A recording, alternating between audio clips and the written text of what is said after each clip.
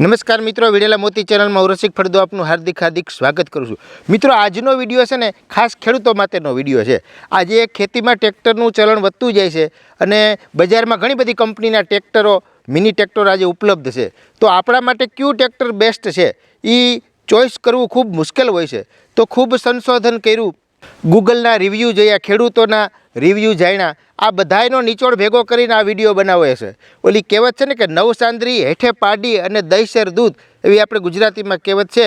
તો એવું જ એક ટ્રેક્ટર આપણા માટે હું લઈને આવ્યો છું। એ ટ્રેક્ટરનો આખો રિવ્યૂ આ વિડીયોમાં હું તમને બતાવવાનો છું। તો વિડીયોના અંત સુધી જોતા રહેજો ને વિડીયો ગમે તો લાઈક અને શેર કરવાનું ભૂલતા નહીં। તો એક માહિતી ટ્રેક્ટરની હું આ તમને આપવાનો છું આ વિડીયોમાં, તો વિડીયોના અંત સુધી જોજો।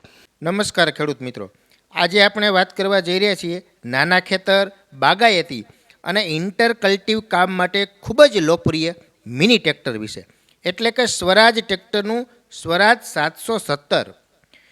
જો તમે 15 HP સેગમેન્ટમાં મજબૂત, વિશ્વસનીય અને ઓછી ડીઝલ ખપતવાળું ટ્રેક્ટર ગોતી રહ્યા હો તો આ વિડીયો તમને સંપૂર્ણ માહિતી આપશે। સૌથી પહેલાં એન્જિન પાવરની વાત કરીએ તો સ્વરાજ 717માં મળે છે 15 HPનું શક્તિશાળી એન્જિન, એક સિલિન્ડરવાળું। 863.5 cc એન્જિનની ક્ષમતા છે। વોટર કુલેટ સિસ્ટમ પણ આવે છે। 2300 RPM અને PTO પાવર લગભગ 9 HP મળે છે, એટલે કે સ્પ્રેયર, રોટાવેટર અને નાના સાધનો સરળતાથી તમે ચલાવી શકો। આ પાવર નાના અને મધ્યમ ખેતર માટે પૂરતી અને ઈંધણની પણ બચત કરવાવાળી છે। હવે ટ્રાન્સમિશન અને ગિયર સિસ્ટમની વાત કરીએ તો 6 ફોરવર્ડ અને 3 રિવર્સ ગિયર આવે છે। આમાં સ્લાઇડિંગ મેશ પ્રકારના સિંગલ ક્લચ આવે છે। ફોરવર્ડ સ્પીડની વાત કરીએ તો 2.02 થી 25.62 કિલોમીટર પ્રતિ અવર છે અને રિવર્સ સ્પીડની વાત કરીએ તો 1.92 થી 5.45 કિલોમીટર પર અવર છે। આ સ્પીડ રેન્જ તમને ખેતરમાં ધીમા કામથી લઈ અને રોડ પર ઝડપથી મૂવમેન્ટ સુધી તમને સગવડતા આપે છે। હવે હાઇડ્રોલિક અને લિફ્ટિંગ ક્ષમતાની વાત કરીએ તો 780 કિલો સુધીની લિફ્ટિંગ ક્ષમતા છે આ ટ્રેક્ટરની। 3 point live hydraulic ADDC system આવે છે, એટલે કે હળ, રોટાવેટર અને કલ્ટિવેટર જેવા સાધનો છે ને એને સરળતાથી ઉપાડી શકાય।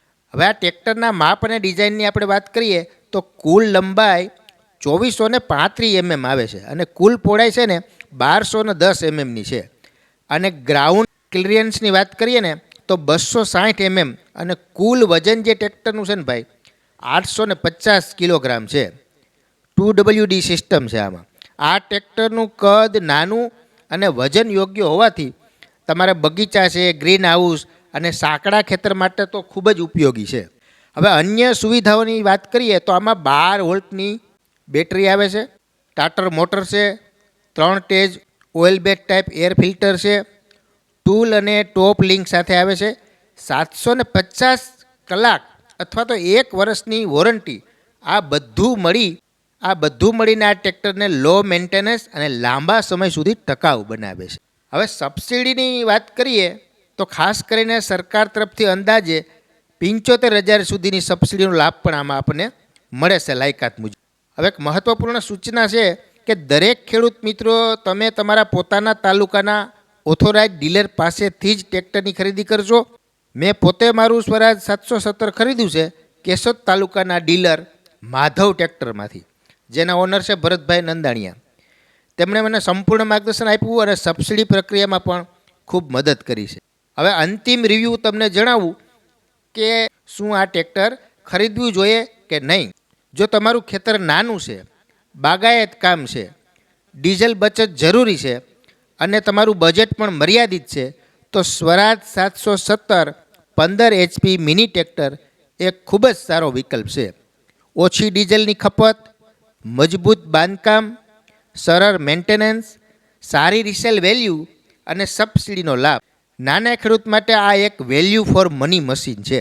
તો મિત્રો, આ હતી ટ્રેક્ટર વિશેની સંપૂર્ણ માહિતી। છતાં પણ કાંઈ જાણવાનું બાકી હોય તો કોમેન્ટ કરજો અને વિડીયો ગમ્યો હોય તો લાઈક અને શેર જરૂરથી કરી દેજો અને ચેનલ હજી સબસ્ક્રાઈબ કરવાની બાકી હોય તો કરી દેજો। જય જવાન, જય કિસાન, રસિક ફળદુના સૌને જય શ્રી કૃષ્ણ।